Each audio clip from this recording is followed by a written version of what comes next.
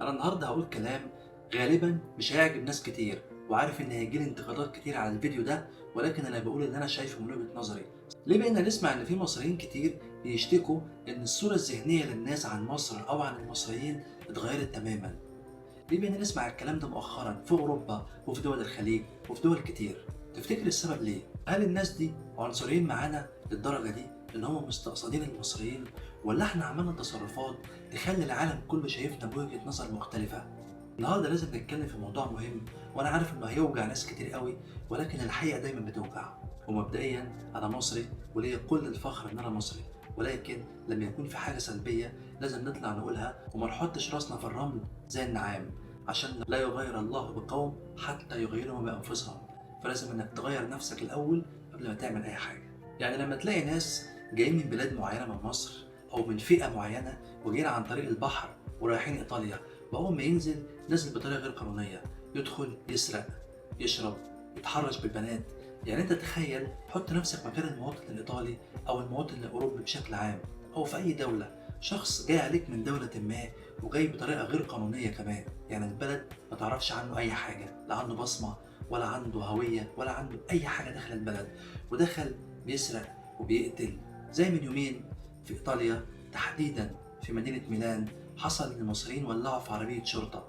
أنا مش بقول إن المصريين كلهم كده، المصريين فيهم دكاترة وفيهم مهندسين وفيهم ناس محترمة جدا، وأنا شخصيا أعرف مصريين كتير محترمين جدا عكس ما يقال عن المصريين بشكل عام. ولكن للأسف لغة التعميم هي السائدة في البلاد كلها. لما تلاقي واقعة حصلت من واحد مصري تحرش، ويلاقي واقعة تانية حصلت من واحد مصري تاني، واقعة تالتة نفس الجنسية، فبالتالي انت هيكون عندك صورة ذهنية ان الشعب ده شعب متحرش، فبالتالي هتحكم بصورة كاملة عن الشعب ان هو شعب مش كويس. طب ده بالنسبة لأوروبا. تعالى بقى لدول الخليج اللي هي فيها أكتر فئة من المصريين موجودين.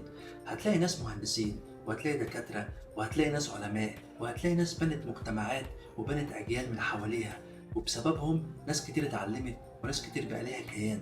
ولكن هتلاقي على النقيض فئة تانية بتيجي، قانون البلد كده، لا ما تقلقش يا عم انا هظبطها. طب الشغل مش عارف من ايه لايه، لا لا هنظبط الامور ما تقلقش. طب مش عارف ايه، لا هنظبط الشغل. الفئة دي هي للأسف اللي بتسيء لناس كتير. يعني تلاقي واحد واخد قرض وهرب ما دفعش، تلاقي واحد كان شغال في شركة وخد مديونية عملاء كبيرة.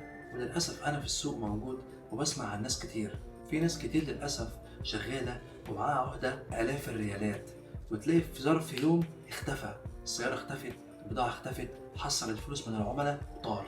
راح فين؟ الله أعلم. إيه جنسيته؟ مصري. أنا مش بقول إن المصريين كلهم كده، ولكن للأسف الفئة القليلة دي هي اللي بتعمم الفساد على الفئة كلها، على الناس كلها. يعني أنت مجرد ما يتبص لك إن أنت مصري بيتشاف كده نظرة، لا هنا مش عارف في إيه، لا هيعمل لي مشاكل، لا مش هيلتزم، لا لا لا لا. فبالتالي لا، أنا أجيب هند وما أجيبش مصري. طب ليه؟ يعني ليه نوصل الفئة دي عن نفسنا؟ وبعدين اللي قبلك يعني abused، يعني استخدم الحاجة اللي جات له أسوأ استخدام. التزم بالقانون. يعني انت جيت دخلت دولة وخدت تأشيرتها وخدت إقامتها، معنى كده انك بتقر بتعليمات أو بقوانين الدولة اللي دخلتها، فالتزم بيها. ليه تكسر القانون؟ وليه تخالف؟ وليه تتحايل على القانون؟ في المقابل بلاش ان احنا نظلم نفسنا. يعني مش معنى كده ان كل المصريين فاسدين، ولا كل المصريين مش كويسين، ولا كلهم حرامية، لان انا واحد من المصريين. فلما بقول كده يبقى انا بقول على نفسي اولهم، ولكن الواحد بيقول صورة بتتنقل من واقع موجود واحنا عايشين فيه.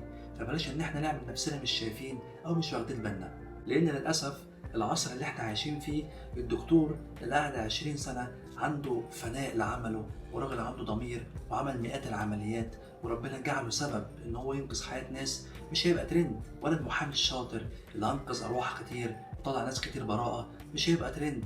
ولكن اللي هيبقى ترند الشخص اللي سرق، الشخص اللي قتل، الشخص اللي اتحرش، الشخص اللي تحايل عن القانون.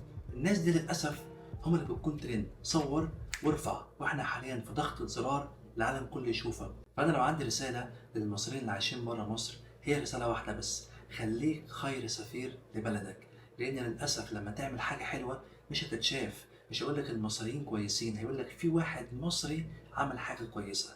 ولكن لما تعمل حاجة سيئة يقول لك شفت، هم المصريين هم كلهم كده، وهم لان للاسف الحسنة بتخص والسيئة بتعم.